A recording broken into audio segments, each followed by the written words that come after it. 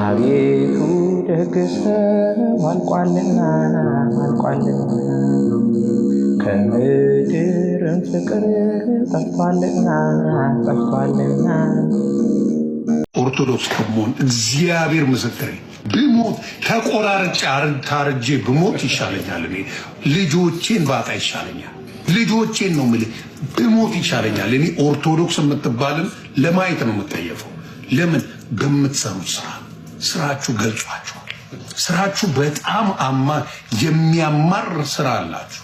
ኦርቶዶክስ ከመሆን ተቆራርጬ እንደው ልጆቼን ኢንሳይን ተቆራርጬ ልሙት ያለው ሰውዬ አሁን ደግሞ ስለ ኦርቶዶክስ ጠበቃ ሆኗል።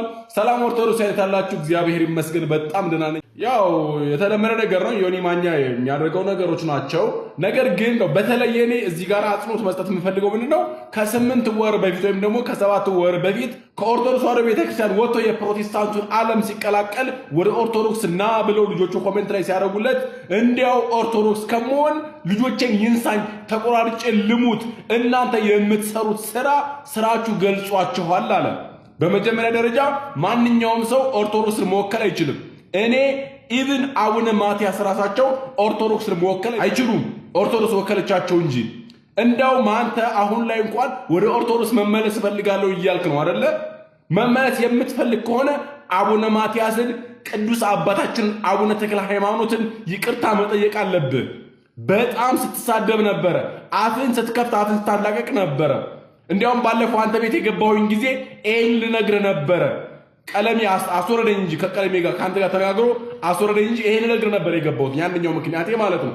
ስለዚህ እሱን ነገር አድርገው ወደ ኦርቶዶክስ መመለስ ትችላለህ። ከዛ ውጭ ግን እንደው ተመለስ ካልተመለስ ያንተ ጉዳይ ምንም እኛ አያገባንም።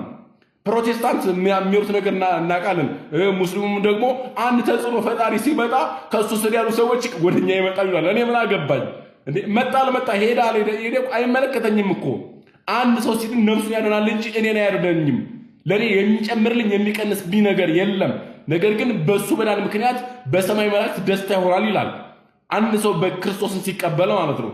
ስለዚህ የዮኒ ማኛ ወይም ደግሞ የሌላ የታዋቂ ሰው መምጣት አለመምጣት ለኛ አጀንዳችን አይደለም፣ ምናችንም አይደለም። ነገር ግን እንዳልከው አንተ የኦርቶዶክስ ተዋሕዶ ቤተክርስቲያን አማኞችና ሌሎችም ሊቃውንቶቿ በሚያደርጉት ነገር አንተ የምትናደድ ከሆነ አንተ ትክክለኛ ኦርቶዶክስ አልነበርክም ማለት ነው። ለምን ከተባለ ኦርቶዶክስን የሚወክላት ክርስቶስ ኢየሱስ የሞተላት የተሰቀለላት እንጂ ማንም ግለሰብ ኦርቶዶክስን መወከል ስለማይችል ማለት ነው። ከዛ ውጪ እንዳልኩኝ ይቅርታው መጠየቁን እንዳትረሳ።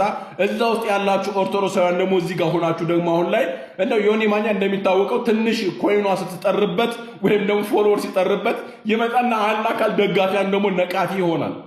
አሁን ደግሞ ኦርቶዶክስን ደጋፊ ሆኖ በትልቁ መጥቷል። ፕሮቴስታንትን ተቃዋሚ ሆኖ በእርግጥ የሚያነሳቸው እሾች በሙሉ ፕሮቴስታንት ላይ ያሉ ድክመቶች ናቸው፣ ያሉ ክፍፍሎች ናቸው። እሱን ነው ግልጽ አድርጎ የተናገረው አሁን ላይ ማለት ነው። እዛም ቤት የሚቃወሙት ይህን ስለተናገረ ብቻና ብቻ እንጂ ዶግማቲክ ከሆነ እሹ አድርገው አግኝተውበት አይደለም።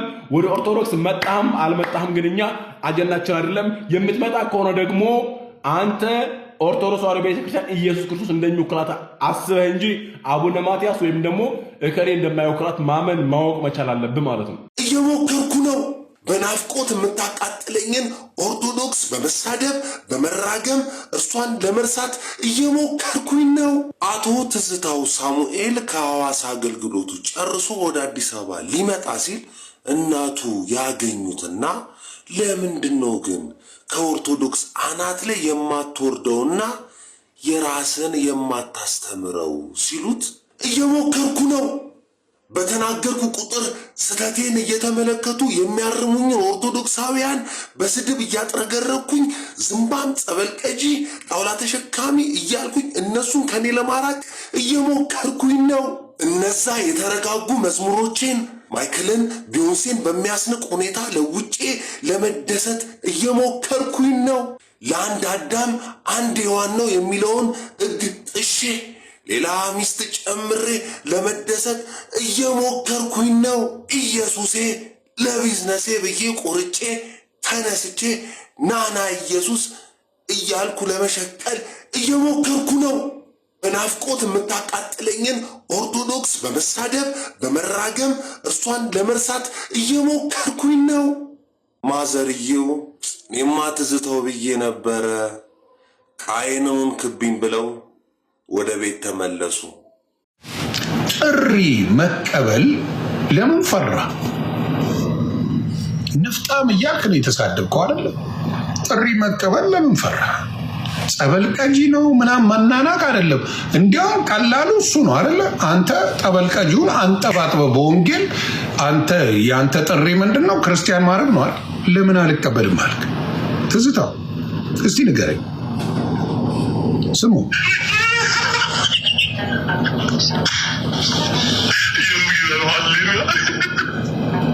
ሃሌሉያ መቀለጃ ኢየሱስ ጌታ ነው። ሃሌሉያ ስማ ዘማሪያማዊት የሚባል ሰው አለ። ሁሌ ነጠላ ለብሶ አንገቱን አጣሞ የሚታይ ሰው። ለዚህ በትስካ ጉዳይ ያልሁሉ ሰዓት ላይ ቁጭ ያ ስድቦቹን ያተሳድቧል። ቆይ ሲያላግጥ ነው የምታዩት፣ ሲሳደብ ነው የምታዩት። መልሱን ይዛችሁለት ኑ ነው እኔ የምለው። አሁን አንተ ማድረግ ያለብህ ምንድን ነው? አብሹ ተከታዩ ምን ባረቅም ግን ይሄ ደግሞ ውዥብርብር የሆነ ትምህርት ማለት ነው። ሰው በልቡ አምኖ ይጸድቃል፣ በአፉ መስክሮ ይድናል። ይሄ ቀባጣሪ ነው፣ ምንም አያውቅም። ይሄ ቀባጣሪ ነው፣ ምንም አያውቅም። ይሄ ቀባጣሪ ነው፣ ምንም አያውቅም። ንፍጣም ሰው ጋር እኔ አልነጋገርም የምትለው ነገር አለ። ንፍጣምን ዘማርያምን ያልከው አልሰደበህም፣ ምንም አልሰደበህም። አንተና ዮናታን ስለ ታቦት ባላገጣችሁት ነገር ላይ የተናገራችሁት ንግግር መጽሐፍ ቅዱስን ማስረጃ አድርጌ በማስረጃ እኔና እናንተ እንነጋገር ብሎ በስርዓት ጥያቄ አቀረበልን። አንተ ችሎታ የለውም ብለህ ካልክ መተህ መነጋገር ነው አይደል? ክርስትና በመጀመሪያ ትህትና ነው። ክርስትና ፍቅር ነው። ክርስትና ሌላውን ወንጌል መስበክ ነው። አንተ ግን ኮትህን ይዘህ መጣህ። እኔ ማለት እንዲህ ነኝ፣ ብቃቴ እንዲህ ነው ምናምን ብለህ ምን ታደርጋለህ? ሙድ ትይዛለህ። አየህ የባለጌ ጥርቅም እንደሆናችሁ እያየሁ። ኤርሚያስም እንደ ሲንጫጫ ቆይቶ ሙስሊምም ጠራው አልቀበል አለ፣ ዘማርያምም ጠራው አልቀበልም አለ። ኤርሚያስ ሙስሊም ጠራው እናውራ ብለው በቀባጠረው ነገር ላይ ኤርሚያስ በማያውቀው ነገር ቀባጥሯል። በሙስሊም ጥፍጥፍ አድርገው የሚሰሩት ሙስሊሞች አሉ። ግጣም እኔ አቦይደርን ባመጣ ኤርሚያስ ጌታ ኢየሱስ ምስክሬ ያሰልመሃል፣ ያሰልመሃል አንተን አቦይደር። ይህን እርግጠኛው ነው የምነግርህ፣ ያሰልመሃል። ምክንያቱም እኔ የምወደው ወንድሜ ወንጌላዊ ተክሉ አገናኝቸው ነበረ፣ ነግሬው ነበር። ጌታ በኢየሱስ በሚያውቀው ቪዲዮ አለ፣ ለታሪክ ተቀምጧል። ፍቅር ሲደመር እውነት የሚሰራው እንደዛ። እውነትን የሚሸሽግ ፍቅር ሀኬት አለበት። እውነቱን ካልነገርከው እየወደድከው አይደለም። በጣም ብዙ ዋጋ የሚከፍሉ ሰዎች በዚህ ዘመን እውነትን በመናገር ዋጋ የሚከፍሉ ሰዎች ሰዎችን የሚወዱ ናቸው። ስለዚህ ለመወደድ እውነትን ከደበቅ እርግጠኛውን የምነግርህ የሆነ ቀን ይጠሉሃል። የሆነ ቀን ትጠላል። ለመሰለ እውነት ያሸንፋል። ፍቅር ብቻ አይደለም ያሸንፈው። ይኸውላችሁ ፍቅር ሲደመር እውነት ነው የሚያሸንፈው። ይህን እንዳትረሱ። አሁን ኢየሱስ ወዳችኋለሁ ብሎ እውነቱን ግን ምንድንበትን እውነት ባይነግረን ወይም ደግሞ በእኔ አምናችሁ ነው የምትድኑት ባይለን ፍቅር ለብቻው መልእክት ይሆንን ነበር? ለኛ የመዳን መንገድ ይሆንን ነበር? አይሆንም። መቼ ነው ወንጌል የምትሰብከው? አታጭበርብር። ኦኬ፣ አታምታታ። የሆነ ቀን ይጠሉሃል ፍቅር ስትሰብክ ምናምን ብለህ ታወራለህ እንዴ? አታፍርም እንዴ አንተ እፍረትህን የበላ ሰው? ወይ እግዚአብሔር! እንደው የኢትዮጵያ ኦርቶዶክስ አማኝ እንደው ያንተን ጉድ ማያውቅ አድርገህ ነው አይደል የምታወራው? ነገሩ ተመችቶሃል። አሁን ያለህበት ቤት ተመችቶሃል። ምክንያቱም ሴቱ የሚመጣው በፒኪኒ ነው፣ ራቁቱን ነው። ጡቱን አንጠልጥሎ ነው ቂጧን አንጠልጥላ ነው በጉርድ ነው የምትመጣው እንደፈለገች ተዝረክርካ ነው የምትመጣው ያ ላንተ ለዝሙት መንፈስና ለዝሙት ለሴሰኝነት ይመቻል ኦርቶዶክስ ቤትም እኮ እንደዛ ተከናንበውም እንኳን ሴቶቻችን እኮ አልቻሉህም ነበር ይሄን አታውቅም እንዴ ተከናንበው መቼም እንደ ኦርቶዶክስ ክርስቲያን ሴቶች የኛ ሴቶች በጣም ተሸፋፍነው ክርስትናው የሚለውን መጽሐፍ ቅዱስ የሚለውን አለባበስ የክርስትና አለባበስ ለብሰው የሚመጡት የኛ የኦርቶዶክሳውያን ሴቶች እህቶቻችን ናቸው እነሱ እንኳን እንደዛ ተሸፋፍነው እየመጡ ጸጉራቸውን ፊታቸውን ሸፍነው እንኳን ቤተ መቅደስ እየመጡ አውደ ምሕረት እንደዚህ ቁጭ ብለው አንተ አገልግሎት በምትሰጥበት ቦታ ላይ ቁጭ ብለው ስዘምር የሚያውን እንኳን ምን ያህል እንደምትፈታተናቸው ይሄ ለማንም ኦርቶዶክሳዊ አማኝ ግልጽ ነው ስማ እናውራ እንዴ ብዙ ነገር እናውራ እንዴ ዱባይ ለኮንፈረንስ ሄድክ ጊዜ ታስታውሰዋለህ ለዚህ ለስብከት ብለህ ሄድክ ጊዜ ታስታውሳለህ እኔ ላስታውስህ እንዴ ለምን ወራዳ ትሆናለህ አንተ አሁን እፍረትህን ተከናንበህ ቁጭ ብለህ ዝም ማለት ያለብን ስለ ኦርቶዶክስ ስለ እምነት ስለ ስብከት ስለ ወንጌል ማውራት የሌለብህ አፍረትህን ተቀብለህ ቁጭ ብለህ በተዘጋ ቤት ንስሐ ገብተህ ነገሩ ጴንጤ ጋር ንስሐ የለም ንስሐ ገብተህ ቁጭ ብለህ አምላክህን ይቅር በለኝ የምትልበት ጊዜ ነው ኦኬ እስቲ መጀመሪያ በየቦታው ለአገልግሎት በሄድክበት ቦታ ሁሉ አንጠባጥበ የወለድካቸው ልጆች ሰብስብ አንተ ቅሌታ ወራዳ የተዘጋ መስሎ ነው አይደለ የፍርድ ቤቱ ክስ የተዘጋ መስሎ እስካሁን እኮ ክፍት ነው አለ እኮ ዶክመንቶቹ ሁሉ እኮ አሉ ማንን ነው የምታጭበረብረው ነገሩ እዛው ማንም እኔ እውነቴን ነው በጣም ብነግራችሁ በጣም ነው ኦርቶዶክስ ቤት ሆኖ ሲያጭበረብር የነበረና ሲዘሙት የነበረ አንድ ነገር ሲባል ከዚህ እንትን ታቀብ ተቆጠብ ሲባል ሮጦ አሳያቸዋለሁ ይልና ሲባረር ልክ ሄዶ የት ይገባል ይሄው እንደዚህ መናፍቅ ቤት ገብቶ ደግሞ ይጫዋል ከመናፍቅ ቤት ደግሞ እንደዚህ ሲያጭበረብሩ ይኖርና የሆነ ነገር ሲባሉ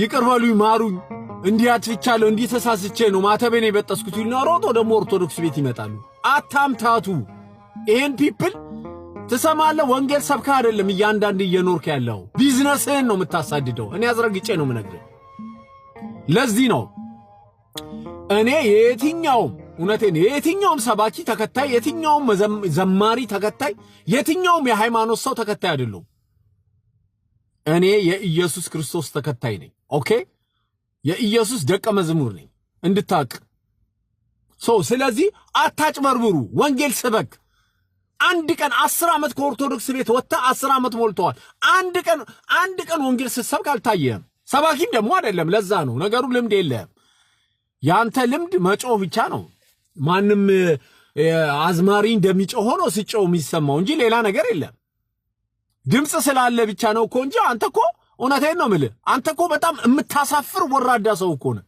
ይሄንን ያስረግጬ ነው የምነግርህ ሁሌ አስታውሳለሁ እኔ አንድ ጊዜ እዚህ እንትን መጥቶ ምንድነው ስሙ ቀጨኔ ለአገልግሎት መጥቶ ነበረ ሊዘምር ማለት ነው በስማ እንዴት ነው በእናትህ ከንቱ ዳሴ እኔ ፎሬቨር የማረሳው ሰው ይሄ ሰውዬ ከመኪና ሲወርድ እኮ እንደው የሆነ ነገር ይነጠፍልኝ እኮ ነው ያለው አንተ አገልጋይ መሆኑን ሁሉ ትረሳለህ አይደል እንዴት ነው ራስን ግን የምታየው ዲያቆን ነበርኩ ቄስ ነበርኩ ትላለህ እኛ ምናቀ ማይክሮፎን ይዘህ ስጨው ነው አውደ ምሕረት ላይ ሌላ ነገር ሌላ የምንም ስጦታ የለም የምንም ስጦታ ለዚህ እኮ ነው አሁን እነሱ ጋር ሄደ ፕሮቴስታንቱ ጋር ሄደ ግራ ግብት ጥቅስ አታቅ ምን አታቅ መጽሐፍ ቅዱስን አታቅ አንብበው አታቅ ያው የፈረደባቸው እነ ዘውዱ እነ ምናምን የሚባሉ አሉ እኔ ማቃቸው ልጆች አሉና እኔም በአገልግሎት ስለነበርኩ ነው እነሱ ግጥምና ዜማ ጽፈው ይሰጡሃል እነሱ ቁጭ ብለው ቤታቸው ጠርተው ወይ ደግሞ የሆነ ሰንበት ትምህርት ቤት ውስጥ አለ እዛው ቁጭ ብለው ያንን የመዝሙር ዜማና እንትኑን ያስጠኑዋል ከዛ በኋላ ድምጽ ስላለ ስጨው ነው የምናቀው እኔ እኮ አስታውሳለሁ እውነቴ ነው ብዙ ቦታ በአገልግሎት አብረን ነበር እንተዋወቃለን አንድ ቀን በእጅ ግጥምና ዜማ ጽፋት አታውቅም። ከምሬ ነው። እድሜ ለጎላ ሚካኤል ልጆች እውነቴን ነው የምልህ። እነሱ ናቸው ግጥምም ዜማም። እድሜ ለግቢ ገብርኤል ልጆች የዛ አገልጋዮች ናቸው። ጠቅላላ ግጥም ዜማ ቀጨኔ እየመጣ ከምሬ ነው። ቀጨኔ ይሄ ሁሉ ነገር እኛ ብዙ ጉድን እናውቃለን። በብዙ ነገር ተመክረ በተለይ ይሄ የዝሙት መንፈስ እውነቴን ነው። እስቲ ፕሮቴስታንቶች እውነቴን ነው። እስቲ የዝሙት መንፈስ ማስለቀቂያ ካላችሁ ከምሬ ነው። አሁን እኔ እኮ እንደዚህ ያወራኩ ከፊት ያሉት እጅቆች እኮ ነው የሚከልሙ። እኔ እኮ ስለማቀ ነው። እንደዚህ አትነግዱ፣ በክርስቶስ ስም አታጭበርብሩ። አጭበርባሪዎች ናችሁ። የዘመናችን ይሁዳዎች ናችሁ። አጭበርባሪ ናችሁ። አታምታታ ማንንም። አንተ ቀለሜ ይሄ ማን ነው ደግሞ? አንድ ጠነባዚ ቀበቶ አዛሪ ሳውዝ አፍሪካ ላይ ያለ እሱ ይሄ ቤኪኖ ምናምን እሱ ሌላ ደግሞ ማን ልጥራላችሁ? በጣም ከባድ የሚባሉ በፕሮቴስታንት ቤት ሆኖ ሴቶችን አታክ የሚያደርጉ እውነቴን ነው። ሴቶች ላይ በጣም ሪቬንጅ ያለባቸው የሴት ጥማት ሪቬንጅ ታውቃላችሁ። እያስወለዱ አናቅሽም አላቅሽም ሽምጥጥ። አንዱማ ያማን ነው ዳጊ ነው። የሱ ነገርማ አይወራም ጭራሽ። እሱ ከአውታሩ እህት ሁሉ ወልደዋል። እያስፈራራ የሶስት ልጆችን እናት መንገድ ላይ ጥለ የሆነ ነገር ሲባል እሷን ሁሉ እስር ቤት ሁሉ ከተ። በጣም ነውረኞች ናችሁ። ከምሬ ነው። የእናንተ ምኑ ይነገራል? በጣም ግፋችሁ ኃጢአታችሁ ደግሞ ቆማችሁ ስታስተምሩ እንኳን ትንሽ አይሰቀጥታችሁም? እንዲሁ የክርስቶስን ወንጌል እንደዚህ ቆማችሁ እንደዚህ እንደው ክርስቶስ የሚለውን ቃል እኔ በሆነ አልናገርም። እግዚአብሔር ይደበቅ ነበር፣ ጠፋ ነበር። የቲሸርቱ ንግድ፣ የዘይቱ ንግድ፣ የምኑ የግዱላው ንግድ፣ የሸንኮራው። በቀደም ደግሞ አየሁኝ አንዱ የተባረከ ፈንዲሻ ነው። አንድ ፍሬ ግዙኝ፣ አንድ ፍሬ ፈንዲሻ 10 ብር ግዙኝ። አረ እውነት እኔ ፕሮቴስታንት ግን መቼ ነው ግምት ነቁት? በእነዚህ ሰዎች እንደዚህ ሀብት እስኪያከማችሁ እነሱ በቪኤት እየሄዱ G+3 ቤት እየሄዱ ነገሩ እነሱ ይመቻቸው ቢዝነሳቸው ነው። ግን መቼ ነው የምትነቃው? እውነት ወንጌል ነው ወይ የተማርኩ ያለሁት? እውነት ወንጌሉ እየገባኝ ነው ወይ? የትም ቦታ ስትጠሩ ክፍያ ነው፣ ገንዘብ አውጣ ነው፣ መዋጮ ነው። እና ወደ ኦርቶዶክስ ሁሉ ነገር ነፃ፣ ምንም የማትከፍልበት ከምሬን ምንም ነገር የማትከፍሉበት እግዚአብሔር የሰጣችሁን ነገር በነፃ እንድዘሩ ነው እንጂ የፈቀደው በገንዘብ እንድትቸበችብ አይደለም። እስቲ የትኛው ኦርቶዶክስ ቤት ነው በገንዘብ የሚሸቀጥ ነገር ያያችሁ? የለም፣ ወፍ የለም። ይሄን የአትክልት ዘይት እየቀዳህ እያሸክ የተጸለየበት ዘይት ምናምን ትላለህ እንዴ? ከኛ ሱቅ አይደል እዛ መርካቶ መተ ዘይት የምትወስደው? ከምሬ እኮ ነው በእውነት እላችኋለሁ። ከዛ በኋላ እቺ የምትታተምበት ወረቀት አለች፣ እሱ ላይ ይጻፋል። ከዛ በኋላ ያቺ የታተመችበት ወረቀት ላይ ይጻፍባታል፣ የሆነ ስሙን ወይ ፎቶውን ይጻፋል። ከዛ የተጸለየበት ዘይት ይላል። ማን አንተ በዚህ ዘመን ጻድቅ ነኝ ብለህ የምትጸልይልኝ? ማን አንተ? አንድ ውርዬ በዚህ ዘመን ጻድቅ የሚባል የለም። ጻድቅ ክርስቶስ ብቻ ነው። ኦኬ። በዚህ ዘመን አሁን በተለይ በዚህ አሁን ባለንበት ዘመን አታምታቱ፣ አታጭበርብሩ። እኔ እውነቴ ነው። እየሄዳችሁ ብቻ እንደዚህ ስትሰጡ ነው የምታሳዝኑኝ። መጽሐፍ ቅዱስ አንብብ እያንዳንድ ከምሬ ነው። ይሄው እጅ ላይ ያለ አሁን እንደዚሁ ቁጭ ስትሉ መጽሐፍ ቅዱስ አንብብ። ክርስትናውን ከፈለክ እያንዳንድ መጽሐፍ ቅዱስን አንብብ። ቁጭ ብለ የእግዚአብሔር ቃል ምን ይላል የሚለውን አንብብ። ሰው ተከታይ አትሁኑ። ከምሬ ነው። ሰው ተከታይ አትሁኑ። የመጣ ማንም ያገሳባል እንዴ? እንደዚህ ያለ ላቡ ሶፍቱን እየጠረገ እያበላ ጭቃ እያስቦካ ይሄ እንዲህ የተባለበት ነው እያለ ያምታታ። አረ እናንተስ ከፋ። አረ እናንተስ በተለይ በጉም አለ ደግሞ በጋሻው የሚባል አንድ በግ አለ። እሱም እዛ ዲላ ሰፈር አንድ ሰሞን ያስቸግር ነበር። ዲላ የሚባል ሀገር አለና እዛ ሀገሩ እውነቴ ነው የምላችሁ እኔ እንኳን ሰፈርም አውቀዋለሁ። አዲስ ከተማ ሁሌ ጠጅ የማይሰለቸው ሰው ዲላ የለመደውን ጠጅ አዲስ አበባ መጥቶ ጠጁን እየላፈ ከላይ ከሰባተኛ አንስቶ እስከ አብነት ይንደረደር ነበረ። ስማ አንተ እኛ ኦርቶዶክስ ቤት እኮ ያልቻልናችሁ ነገር የለም። እናንተን ወራዳ። አሁንማ ዜው ፕሮቴስታንቱን እጨዱት። ይመቻችሁ፣ ከምሬ ነው። አይ ብሮ ሁሉ ነገር በቃ ትዘረፋለህ ገንዘብህን